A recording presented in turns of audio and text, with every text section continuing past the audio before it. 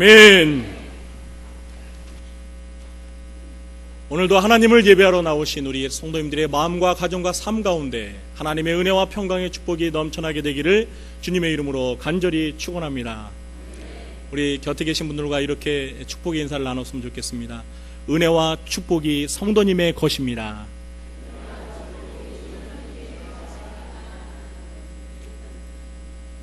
우리가 서로를 축복해 준 대로 그대로 이루어질 줄 믿습니다. 아멘. 성경에는 이 농사와 관련된 이야기가 많이 등장합니다. 복음서를 읽어보시면 우리 예수님께서는 이 농사와 관련된 비유를 즐겨 사용하신 것을 볼 수가 있습니다. 씨 뿌리는 비유, 가라지의 비유, 포도원 품꾼의 비유, 또 열매 없는 무화과 나무의 비유 등 이런 모든 비유들이 농사와 관련된 비유입니다. 사도 바울도 그가 쓴 서신들에서 이 영적인 진리를 전달하는 한 방법으로 이 농사와 관련된 표현을 비유적으로 사용하는 것을 종종 발견하게 됩니다. 오늘 본문인 갈라디아서 6장 7절 이하의 말씀도 이 농사 용어를 사용한 대표적인 예라고 할 수 있습니다. 우리가 읽은 이 짧은 성경 구절 속에서 이 농사 용어에 해당하는 심는다라는 동사가 3번 쓰였고요. 또 거둔다라는 동사는 4번 쓰여 있습니다. 사도 바울은 오늘 본문에서 아주 중요한 진리를 우리에게 소개해 주고 있습니다. 저는 이것을 가리켜서 심음과 거둠의 법칙이라고 부르고 싶습니다. 이 법칙은 실제 농사에서 적용되는 자연 법칙이면서 동시에 우리의 인생살이와 신앙생활의 전반에 걸쳐서 적용되는 중요한 영적인 원리이기도 합니다. 먼저 사도 바울이 소개하는 이 심음과 거둠의 3가지 법칙이 무엇인지부터 살펴보도록 하겠습니다. 심음과 거둠의 첫 번째 법칙은 심은 것과 동일한 것을 그대로 거둔다입니다. 오늘 본문 7절 중반절에 보니까 사람이 무엇으로 심든지 그대로 거두리라 이렇게 기록되어 있습니다. 우리가 잘 아는 속담 중에 콩 심은 데 콩 나고 팥 심은 데 팥 난다 이런 말이 있습니다. 이 말이 바로 이 심음과 거둠의 제1법칙을 잘 대변해주는 말입니다. 콩 심은 데서 콩이 나고 팥 심은 데서 팥이 나는 것은 하나님께서 만드신 자연의 원리이자 법칙입니다. 만일 농부가 콩을 심어놓고 팥이 나기를 기다리거나 또는 팥을 심어놓고 콩이 나기를 기다린다면 그것은 하나님의 창조 원리를 무시하고 또 자연 법칙에 위배되는 어리석은 행동입니다. 농사뿐만 아니라 우리 삶도 마찬가지입니다. 좋은 것을 심으면 좋은 것을 거두게 되고 나쁜 것을 심으면 나쁜 것을 그대로 거두는 것입니다. 가령 어떤 사람이 몸에 해가 되는 술과 담배를 가까이 하면서 몸의 건강을 기대한다면 그것은 매우 모순된 것이죠. 우리의 몸에 해로운 것을 몸에 주입하게 되면 결국 몸은 건강을 잃게 될 것이고 심각한 중병에 걸리게 될 것입니다. 또한 어떤 학생이 중요한 시험을 앞두고 공부를 하지 않으면서 시험 성적이 좋게 나올 것을 기대한다면 이것이야말로 도둑심보입니다. 공부를 하지 않았다면 아예 좋은 성적을 기대하지 말아야 합니다. 그러나 우리는 심은 대로 거둔다는 이 제1법칙을 무시하고 기적이나 요행이 일어나기를 기대할 때가 얼마나 많습니까? 신앙생활에서도 마찬가지입니다. 하나님께서 명령하시는 말씀에 불순종하면서 하나님께로부터 큰 축복을 기대한다면 이건 역시도 심은 대로 거둔다라는 제1법칙을 무시하는 것입니다. 그래서 사도 바울은 7절에서 이렇게 경고하고 있습니다. 스스로 속이지 말라. 하나님은 업신여김을 받지 아니하시나니 사람이 무엇으로 심든지 그대로 거두리라. 자, 이 말씀에 따르면 우리가 만일 나쁜 것을 심고서 좋은 것을 거두길 기대하는 것은 2가지 과오를 범하는 것이다라는 것입니다. 그 첫 번째 과오는 스스로를 속이는 것, 다시 말해서 자기 자신을 속이는 것이고요. 두 번째는 하나님을 업신 여기는 것입니다. 여기에서 업신 여긴다라는 이 원어의 의미는요, 조롱하다, 비웃다라는 뜻을 가지고 있습니다. 그러니까 심은 것을 그대로 거둔다는 이 제1법칙을 무시하거나 이 제1법칙에 위배되는 것을 기대하는 것은 그 법칙을 만드신 하나님을 비웃고 조롱하는 것이라는 것입니다. 사도 바울은 하나님께서는 이처럼 업신여김을 당하거나 조롱을 당하지 않으신다라고 분명히 말씀하고 있습니다. 자, 그러면 심음과 거둠의 제2법칙은 무엇일까요? 심은 양에 비례하여 거둔다는 것입니다. 이 두 번째 법칙은 오늘 읽은 본문에는 소개되어 있지 않지만 고린도후서 9장 6절에서 찾아볼 수 있습니다. 제가 한번 읽어보겠습니다. 적게 심는 자는 적게 거두고 많이 심는 자는 많이 거둔다. 어떤 농부가 이 논 한마지기에 씨를 뿌렸다면 수확도 한마지기에 맞는 양만큼을 거두게 될 것입니다. 여러분, 보통 이 논 한마지기에서 벼를 한 3가마 정도 거둘 수 있다라고 합니다. 자, 그러면 이제 논 10마지기에 씨를 뿌렸다면 그 수확도 얼마나 거두죠? 한마지기의 수확의 10배에 해당하는 양, 그러니까 30가마를 거두는 것은 지극히 당연한 자연적인 법칙인 것입니다. 모든 조건이 동일하다면 1시간 노력한 사람보다 10시간 노력한 사람이 그 일에서 더 많은 성과와 더 좋은 결과를 기대하는 것은 지극히 당연한 것입니다. 운동선수들이 좋아하는 말이 있죠. 땀은 사람을 배신하지 않는다. 그렇습니다. 이 올림픽과 같은 국제대회를 앞둔 선수들은 이 경쟁 선수들에 비해서 얼마나 많은 땀과 시간과 노력을 투자했느냐에 따라서 성패가 갈라지게 되어 있습니다. 신앙생활에서도 마찬가지입니다. 하나님을 위해서 헌신과 봉사를 적게 한 사람과 많이 한 사람에 대한 보상은 결코 똑같을 수가 없는 것입니다. 우리가 이 구원은 하나님의 은혜로 믿는 자라면 누구나 똑같이 받습니다. 여기에서는 차별이 결코 있을 수가 없습니다. 그러나 하나님이 주시는 상급은 그가 얼마나 하나님을 위해서 충성하고 봉사하며 헌신했는가, 그 양에 비례하여 각각 다르다는 것입니다. 적게 충성한 사람은 적은 상을 받고 많이 충성한 사람은 그에 비례하여 큰 상을 받는 것이 하나님이 정하신 법칙인 것입니다. 누가복음 19장을 보시면 이 문화의 비유가 나옵니다. 이 문화는 유대 화폐 단위인데요, 한 문화는 100드라크마, 100데나리온에 해당하는 금액입니다. 여러분 아시겠지만 이 한 드라크마, 한 데나리온은 노동자가 하루 일해서 버는 품삯입니다. 그러니까 100데나리온은 노동자의 석 달치 월급에 해당하는 적지 않은 큰 돈이지요. 그런데 주인이 이 3명의 종에게 각각 똑같이 한 문화의 돈을 주고 여행을 떠났습니다. 이 주인이 없는 동안 이 첫 번째 종은 열심히 일해서 그 한 문화를 가지고 10문화의 수익을 남겼습니다. 그리고 두 번째 종은 역시 그 한 문화를 가지고 열심히 일해서 5문화의 수익을 남겼습니다. 그런데 마지막 세 번째 종은 어떻게 했죠? 아무런 수익이 없이 주인이 준 그 한 문화 그대로를 가지고만 있었습니다. 나중에 여행에서 돌아온 주인은 10배의 수익을 남긴 종에게는 10고를 차지하는 상을 내렸습니다. 그리고 5배의 수익을 남긴 종에는 역시 5고를 차지하는 상을 주었습니다. 그러나 반면에 아무런 수익을 남기지 않은 악하고 게으른 종에게는 아무런 보상도 주지 않았을 뿐만 아니라 그나마 주었던 한 문화마저 빼앗아 버렸습니다. 이 문화의 비유가 우리에게 주는 교훈이 무엇입니까? 우리가 주님을 위해 수고한 만큼에 비례해서 주님은 우리에게 보상을 해 주신다라는 것입니다.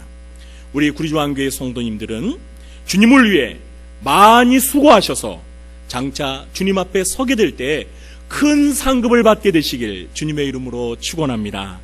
아멘. 심음과 거둠의 제3법칙은 심은 것을 거둘 때까지는 일정한 시간이 걸린다는 것입니다. 세 번째 법칙은 오늘 본문 9절에서 발견하게 되는데요. 우리가 선을 행하되 낙심하지 말지니 포기하지 아니하면 때가 이름에 거두리라. 이 농사는요, 당장의 효과를 기대할 수 있는 일이 결코 아닙니다. 여러분 집에서 콩나물 재배해 보신 적 있으시죠? 그 콩나물이 나기까지 어느 정도의 시간이 걸리죠? 보통 한 일주일 정도 걸립니다. 하물며 벼농사를 짓기 위해서는요, 봄에 씨를 뿌리고 가을에 가서야 추수를 하게 됩니다. 거의 1년이라는 긴 시간이 소요되는 것이죠. 우리가 사업이든 학업이든 어떤 분야에서 두각을 낼 만큼의 성과를 내기 위해서는 적어도 10년의 세월이 필요하다고 합니다. 이렇게 어떤 분야에서 전문가가 되거나 그리고 성공했다는 소리를 듣기 위해서는 10년 정도의 시간을 투자해야만 그러한 소리를 들을 수 있는 자격을 갖춘다라는 것입니다. 그런데 어떻습니까? 우리는 그러한 시간을 기다리지 못합니다. 그 시간을 참지 못합니다. 우리가 살고 있는 지금의 시대는 빠른 것을 선호하는 인스턴트 시대입니다. 여러분 광고 카피 문구 보셨죠? 이제 고속을 넘어서서 초고속을 이야기하고요. 이제 초고속도 모자라서 빛의 속도, 광속을 이야기합니다. 시대가 이렇다 보니까 사람들이 모두가 이 조급증에 걸려서 시간이 걸리고 기다리는 것을 견디지 못해야 합니다. 더욱이 우리나라 사람은 안 그래도 이 빨리빨리 이 성질이 급해서요, 이 빨리빨리 입버릇처럼 이야기하지 않습니까? 마치 자판기처럼 동전을 넣으면 당장 결과물이 눈에 보여야 직성이 풀립니다. 자, 그런 면에서 현대인들은 이 인내라는 단어의 소중한 가치를 잘 이해하지 못합니다. 어떤 일을 시작해서 열심을 내다가도 당장 어떤 결과를 얻지 못하면 그 일을 쉽게 포기해버립니다. 좀 기다리고 인내할 줄을 모르는 것입니다. 신앙생활에서도 마찬가지인 것 같습니다. 우리가 하나님 앞에 어떤 문제를 놓고 간절하게 기도를 합니다. 그런데 하나님께서 당장 응답이 없으시면 우리는 쉽게 낙심하고 기도하기를 중단하고 포기할 때가 얼마나 많습니까? 또한 교회에서 이런저런 일에 뛰어들어서 봉사를 하다가도 좀 성과가 보이지 않고 힘들거나 어려움을 겪게 되면 아유, 더 이상 못하겠다, 이렇게 중도에 포기할 때가 또 얼마나 많습니까? 그래서 사도 바울은 9절에서 우리가 선을 행하되 낙심하지 말지니 포기하지 아니하면 때가 이름에 어떻게 하리라? 거두리라, 이렇게 말씀하고 있는 것입니다. 그렇습니다. 우리가 이 세상에서 귀하고 가치가 있고 중요한 일들은요, 대부분 그 결과를 얻기까지 많은 시간과 노력을 필요로 합니다. 그러므로 내가 하는 일이 좋은 일이고 가치 있는 일이라면 절대 쉽게 포기하지 말고 끝까지 끈기 있게 하시기 바랍니다. 그러면 언젠가는 반드시 좋은 결실을 거두게 될 것입니다. 지금까지 살펴본 이 심음과 거둠의 세 가지 법칙을 간단히 복습해 볼까요? 자, 심음과 거둠의 제1법칙이 무엇이었죠? 심은 것과 동일한 것을 그대로 거둔다 였습니다. 자, 제2법칙은 무엇이었습니까? 심은 양에 비례하여 거둔다. 그러니까 적게 심으면 적게 거두고 많이 심으면 많이 거두는 것입니다. 마지막 세 번째 법칙은 무엇이었죠? 심은 것을 거둘 때까지는 일정한 시간을 기다려야 한다. 일정한 시간이 걸린다는 것입니다. 자, 그런데 이 세 가지 법칙은요, 아주 단순하고 당연하고 명백한 한 가지 사실이 전제되지 않으면 성립될 수가 없습니다. 그것이 무엇인 줄 아십니까? 심지 않으면 거둘 수 없다는 것입니다. 그렇습니다. 심지 않으면 아무런 수확이 없는 것입니다. 심어야 비로소 거둘 수가 있는 것입니다. 그래서 중요한 게 바로 이 심는 일입니다. 그런데 이 심는 것보다 더 중요한 것이 있습니다. 그것이 무엇인지 아십니까? 무엇을 심느냐 하는 것입니다. 무엇을 심느냐. 우리는 아무 것이나 심을 수가 없습니다. 기왕이면 나쁜 것보다는 좋은 것을 심어야겠지요. 악한 것보다는 선한 것을 심어야 하고, 세상 것보다는 하늘의 것을 심어야 하고, 일시적인 것보다는 영원한 것을 심어야 합니다. 그렇게 심을 때 우리는 좋은 것을 거두게 될 것이고, 선한 것을 거두며 또 하늘의 것을 거두게 되며 영원한 것을 거두게 되는 것입니다. 우리의 삶은 마치 농사를 짓는 것과 비슷합니다. 농부가 해마다 농사를 새롭게 짓는 것처럼 우리는 모두 해마다 새로운 인생의 농사를 짓게 됩니다. 한 해의 농사가 잘 되어서 연말에 가서 풍성한 결실을 거두려면 무엇보다도 연초에 심는 것을 잘 해야 합니다. 올 한 해를 시작하면서 저와 여러분은 무엇을 심으려고 하십니까? 기왕이면 좋은 것을 심어야 되지 않을까요? 그래서 저는 오늘 좋은 것을 심는 자라는 제목으로 우리가 올 한 해 동안 부지런히 심고 가꾸어야 할 것이 무엇인지에 대해서 살펴보면서 은혜를 나누려고 합니다. 무엇을 심어야 할까요? 첫째로 하나님의 말씀을 마음에 심어 형통의 열매를 거두시기 바랍니다.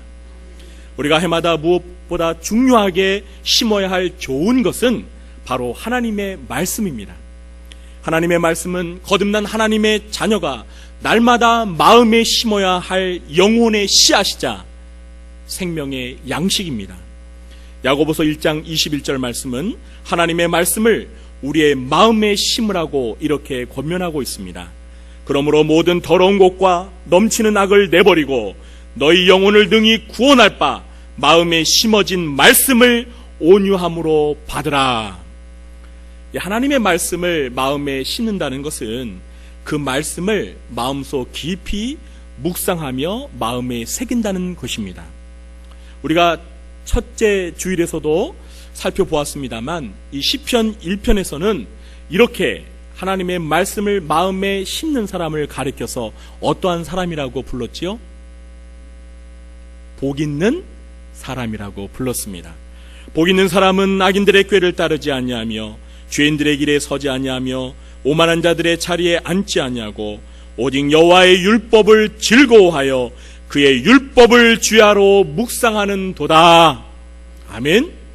이렇게 하나님의 말씀을 즐거워하여 마음에 묵상하며 마음에 심는 사람은 복 있는 사람으로서 시편 1편 3절에서 어떤 열매를 맺는다라고 말씀하고 있죠? 형통의 열매를 맺습니다. 그는 시냇가에 심은 나무가 철을 따라 열매를 맺으며 그 잎사귀가 마르지 아니함 같으니 그가 하는 모든 일이 다 형통하리로다. 아멘. 여호수아서 1장 8절 말씀에도 이와 같은 말씀이 기록되어 있습니다. 이 율법책을 내 입에서 떠나지 말게 하며 주야로 그것을 묵상하여 그 안에서 기록된 대로 다 지켜 행하라. 그리하면 내 길이 평탄하게 될 것이며 내가 형통하리라. 올 한 해 동안 날마다 하나님의 말씀을 여러분의 마음에 심으시기 바랍니다. 기왕이면 많이 심으시기 바랍니다. 그래서 범사가 형통케 되는 열매를 많이 거두며 살게 되시기를 주님의 이름으로 간절히 축원합니다. 또 무엇을 심어야 할까요? 둘째로 이 복음의 씨를 심어 영혼 구원의 열매를 거두시기 바랍니다. 우리가 올해에도 열심히 심어야 할 좋은 것 두 번째는 바로 복음의 씨입니다. 이 복음의 씨를 심는다는 것은 한마디로 전도한다는 것입니다. 사도 바울은 8절 중반절에서 이렇게 말씀하고 있습니다. 성령을 위하여 심는 자는 성령으로부터 무엇을 거두리라? 영생을 거두리라. 성령을 위하여 심는 것의 가장 대표적인 것이 바로 복음의 씨를 심는 전도입니다. 이 복음의 씨앗이 심겨지는 곳마다 영생, 곧 구원의 열매를 맺게 됩니다. 그래서 사도 바울은 로마서 1장 16절에서 내가 복음을 부끄러워하지 아니하노니 이 복음은 모든 믿는 자에게 무엇을 주시는 하나님의 능력이 된다고요? 구원을 주시는 하나님의 능력이 되는 줄 믿으시기 바랍니다. 그래서 사도 베드로는 오순절날에 예수 그리스도의 복음을 전파하여서 일시에 무려 몇천 명이요? 3,000명이라는 엄청난 영혼 구원의 열매를 맺었습니다. 그리고 얼마 후에는 성전 미문에 앉아있는 안진뱅이를 고치는 사건을 계기로 해서 복음을 전파하여 무려 3,000명보다 더 많은 몇천 명을 5,000명을 한꺼번에 구원시키기도 했습니다. 그러므로 우리는 가능한 한 많은 사람들에게 복음을 전파해야 합니다. 그래야 그만큼 많은 열매를 거둘 수가 있기 때문입니다. 이것은 고기가 많은 곳에다 그물을 던져야 고기가 많이 잡히는 것과 같은 이치입니다. 사도 바울은 골로새 교회 성도들에게 보낸 편지에서 이 복음 전파를 통해 맺어진 열매에 대해서 다음과 같이 기록하고 있습니다. 이 복음이 이미 너희에게 이르매 너희가 듣고 참으로 하나님의 은혜를 깨달은 날부터 너희 중에서와 같이 또한 온 천하에서도 열매를 맺어 자라는 도다. 이 복음을 심는 일이야말로 영생이라는 영원한 열매를 거두는 매우 뜻깊은 일입니다. 그래서 이런 말이 있습니다. 당년에 거두려거든 곡초를 심고 10년에 거두려거든 나무를 심으라. 100년에 거두려거든 사람을 심고 영원히 거두려거든 복음을 심으라. 우리 구리조한교회 성도님들께서도 올해도 복음의 씨를 널리 그리고 많이 뿌리고 심어서 수많은 영혼 구원의 열매, 영생이라는 영원한 열매를 풍성하게 맺으시기를 주님의 이름으로 축원합니다. 아멘. 셋째로 또 무엇을 심어야 할까요? 화평을 심어 의의 열매를 거두시기 바랍니다. 이 하나님의 자녀들인 성도들이 세 번째로 심어야 할 좋은 것이란 바로 화평입니다. 평화라는 말과 같죠? 예수님께서는 마태복음 5장 9절에서 화평케 하는 자들은 복이 있나니 누구의 아들이라 일컬음을 받을 것이라고 말씀하셨죠? 그렇죠. 하나님의 아들이라 일컬음을 받을 것이라고 말씀하셨습니다. 그러므로 하나님의 자녀들은 모두가 화평을 심는 화평하게 하는 자들이 되어야 합니다. 그래서 야고보서 3장 18절에서는 이렇게 말씀하고 있습니다. 화평하게 하는 자들은 화평으로 심어 의의 열매를 거두느니라. 그렇습니다. 야고보서의 말씀대로 하나님의 자녀들은 화평을 심어야 합니다. 그러면 어떤 열매를 거둔다고요? 의의 열매를 거두게 되어 있습니다. 자, 그런데 우리가 심음과 거둠의 법칙, 제1법칙에서 배운 게 무엇이었죠? 심은 것과 동일한 것을 그대로 거둔다 하였죠? 이 심음과 거둠의 제1법칙에서와 같이 화평은 성도가 심어야 할 것이면서 동시에 성도가 맺어야 할 성령의 9가지 열매 가운데 하나이기도 합니다. 여러분, 성령의 9가지 열매가 무엇이었죠? 사랑과 희락과 화평과 오래 참음과 자비와 양성과 충성과 온유와 절제. 화평이 몇 번째 열매예요? 사랑과 희락과 화평, 세 번째 열매입니다. 그런데 이 사탄마귀는요, 정말 화평한 것을 매우 싫어합니다. 대신에 서로 싸우고 분열하여 관계가 단절되고 서로 원수처럼 적대하는 것을 좋아합니다. 그래서 인간은 이 사탄마귀의 유혹에 넘어가서 범죄하고 타락함으로 하나님과의 관계가 단절되고 하나님과 원수처럼 적대적인 관계가 되고 말았습니다. 그러나 화평하게 하는 자의 원조라고 할 수 있는 분이 계시죠? 그분이 누구시죠? 바로 우리 예수님입니다. 하나님의 아들 예수 그리스도께서는 이 세상에 오셔서 십자가로 하나님과 막혔던 담을 단번에 헐어버리시고 하나님과 죄인인 인간과의 관계를 화목하게 화평하게 다시 회복시켜 주셨습니다. 그러므로 하나님의 자녀인 우리들은 예수님처럼 화평하게 하는 자들로서 우리의 삶 가운데 화평을 심고 화평의 열매와 의의 열매를 거두는 일에 누구보다 앞장서야 하는 것입니다. 우리 구리조한교회 성도님들 모두가 올 한 해 동안 화평하게 하는 자들이 되셔서 하나님과 인간 사이에 단절된 관계와 또 인간과 인간들 사이에 깨어진 관계를 화평하도록 도와주는 사명을 잘 감당하시기를 축원합니다. 또 무엇을 심어야 할까요? 넷째로 물질을 심어 물질 축복의 열매를 거두시기 바랍니다. 성도들이 하나님 앞에서 항상 심어야 할 좋은 것들 중에 하나는 바로 물질입니다. 고린도후서 9장 6절과 10절을 보시면 사도 바울은 성도들이 하나님 앞에 연보를 드리는 것을 가리켜서 이 농사용어를 사용해서 심는다라는 표현을 사용하고 있습니다. 그러니까 우리가 하나님 앞에서 물질로 헌금을 드리는 것은 물질을 심는 것입니다. 그런데 사도 바울은 이 고린도후서 9장 7절에서 우리가 하나님 앞에 물질을 심을 때 어떤 자세로 드려야 하나님께서 기쁘게 받으시고 그 드린 자를 사랑하는지 이렇게 말씀하고 있습니다. 각각 그 마음에 정한 대로 할 것이요 인색함으로나 억지로 하지 말지니 하나님은 즐겨내는 자를 사랑하시느니라. 그렇습니다. 저와 여러분은 오늘 하나님 앞에 예배드리러 나올 때 어떤 마음의 자세로 하나님 앞에 물질을 심으셨습니까?